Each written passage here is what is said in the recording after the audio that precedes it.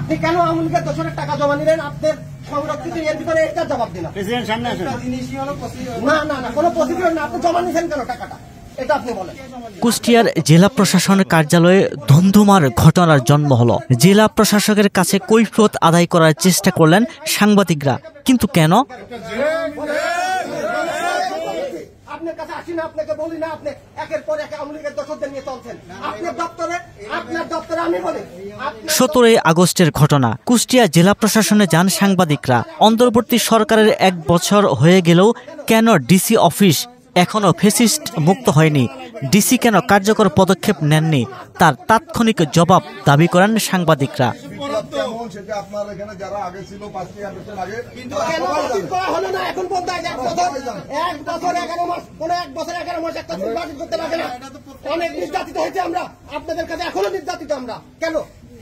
জেলা প্রশাসক তৌফিকুর রহমান এবং কুষ্টিয়া প্রেস ক্লাবের সাধারণ সম্পাদক এম জুবায়ের রিপনের বাদানুবাদের এই ভিডিও সোশ্যাল মিডিয়ায় ছড়িয়ে পড়েছে।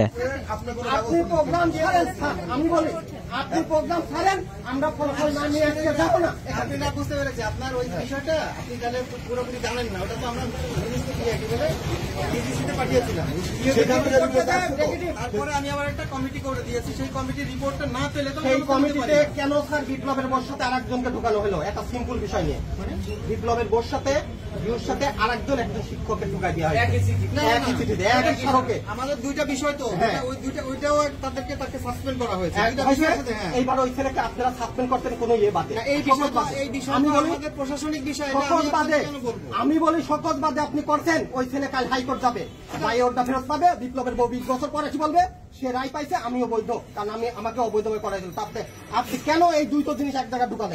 এটা আমি আপনাকে ব্যাখ্যা দিতে পারবো না। আমার প্রশাসনিক বিষয়ে আপনারা বলতে পারেন যে আমরা কি করছেন, আমরা তো ব্যবস্থা নিচ্ছি। না, আপনি নেননি, মানে টেকনিক্যাল 1 মাস ধরে কি করছেন আপনি বলেন? না কেন?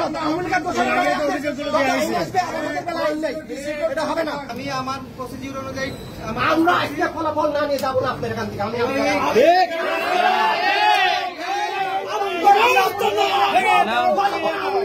বিরুদ্ধে ব্যবস্থা নেওয়া হচ্ছে। আপনি শোনেন, এত সহজ না, এত সহজ না। যতক্ষণ আওয়ামী লীগের দোষরদের বিরুদ্ধে ব্যবস্থা না নেবেন আমরা এখান থেকে যাবো না।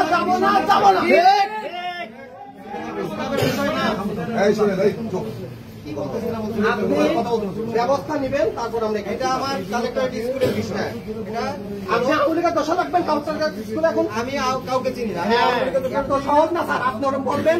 আমাদের বহু ব্যাখ্যা আছে, আপনি প্রোগ্রাম ছাড়েন, আমরা না সারি আমরা যাচ্ছিলাম।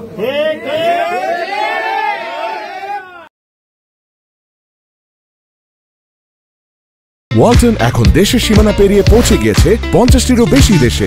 ওয়ালটন, ঘরে ঘরে বিশ্বজুড়ে।